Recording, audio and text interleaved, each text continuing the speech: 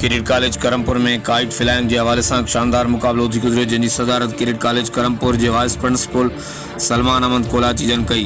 Kite flying मुकाबले की शुरुआत कुरान मजीद की तिलावत से कई वही, जैखां पोइ काइट फ्लाइंग मुकाबलो जिना हाउस, इकबाल हाउस और शहबाज हाउस के चैन कैडेट्स के विच में थियो। मुकाबले में इकबाल हाउस के कैडेट नूर मुस्तफ़ा फर्स्ट पोजीशन हासिल कई, जैखां पोइ पोजीशन हासिल कंदड़ कैडेट के इनामी ट्रॉफी ॾिनी वई। काइट फ्लाइंग मुकाबले के आखिर में किरीट कॉलेज करमपुर के वाइस प्रिंसिपल सलमान अहमद कोलाची जन पंहिंजे सदारती खिताब में निसाबी और रांदियुनि के मुकाबलन की अहमियत के हवाले से नसीहतूं पिणु बयान कयूं। हर वक्त आगाह लाइ ॾिसंदा रहो JTN वेब न्यूज़ करमपुर।